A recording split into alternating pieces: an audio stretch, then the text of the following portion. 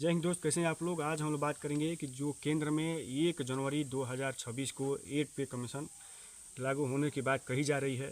लागू होगा भी, लेकिन इसी बीच एक न्यूज़ चैनल पे एक मैसेज देखने को मिला होगा कि अभी इसके लिए शासन द्वारा कोई कमेटी गठित नहीं किया गया, क्योंकि कर्मचारियों को एक उम्मीद रहती है, एक विश्वास रहता है कि जब 8 पे कमीशन लागू होगा तो ये महंगाई के बढ़ते सिलसिला में ज़्यादा करके महंगाई को कवर किया जाएगा।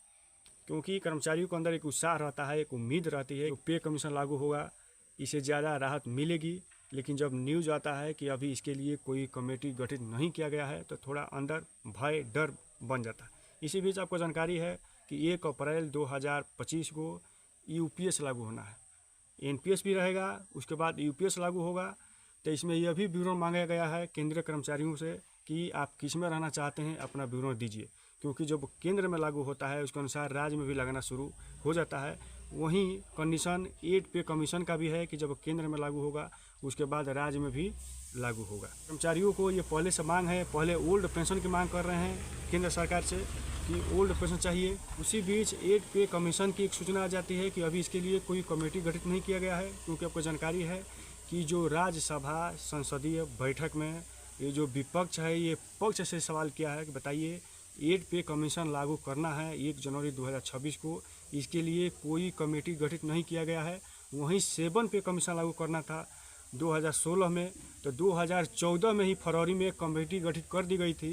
क्योंकि कमेटी जो गठित होती है, तब को बता दें कि ये महंगाई को शुरू से निचोड़ा जाता है। इसमें देखा जाता है कि महंगाई का असल में रियलिटी क्या है, कितना महंगाई बढ़ गई है, उसके अनुसार से ये पे कमीशन लगता है। तो यही पूछा गया है कि अभी तक कमेटी गठित क्यों नहीं हुआ।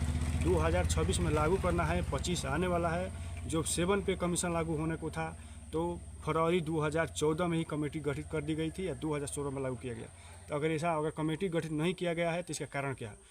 तो ये शासन द्वारा, सरकार द्वारा ये बताया गया है कि अभी इसके लिए कुछ सोचा नहीं गया है। तो यहीं कर्मचारियों के अंदर एक डर बढ़ गया है, एक उम्मीद जो जगी थी, ये अभी इनको लग रहा है कि लगेगा कि नहीं लगेगा।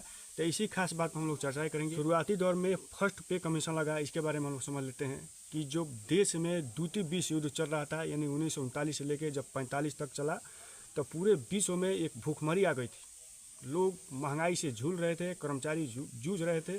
तो अभी पे कमीशन के मांग की गई। तो समझिए कि 1946 में जब संविधान का जब लिखितम शुरू हुआ था, उसी कंडीशन में पे कमीशन लागू करने की बात कही गई थी। तो समझिए कि 1946 में कमेटी को गठित किया गया और 47 में फर्स्ट पे कमीशन लागू हुआ।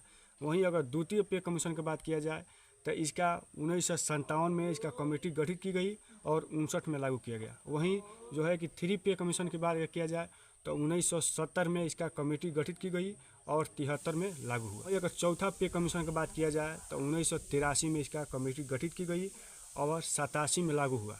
वहीं अगर बात करें 5 पे कमीशन की तो ये 94 में इसका कमेटी गठित की गई और 96 में लागू किया गया। रही बात कि जो 6 पे कमीशन है, इसके बारे में हम लोग बात करते हैं, क्योंकि ये 2006 में इसका कमेटी गठित की गई और ये मजबूती के साथ 2006 में ही इसको लागू कर दिया गया। लेकिन रही बात कि जो 7 पे कमीशन की बात अगर आती है तो ये फरवरी 2014 में इसका कमेटी गठित की गई और 2 साल बाद 2016 में इसको लागू किया गया। वहीं बात जो है कि जो विपक्ष है ये पक्ष से सवाल कर रहे हैं कि बताइए जो 7 पे कमीशन लागू करना था तो फरवरी 2014 में इसका कमेटी गठित की गई, 2016 में लागू किया गया, लेकिन 2025 आ गया है और 8 पे कमीशन लागू होने को है तो अभी तक कमेटी गठित नहीं की गई है। इसका कारण क्या है। तो वहीं न्यूज़ चैनल पर ये छाया है कि अभी तक कमेटी गठित नहीं की गई है। तो कर्मचारियों के अंदर एक दिल में एक डर सा, भय सा पैदा हो गया है कि क्या लागू होगा कि नहीं होगा।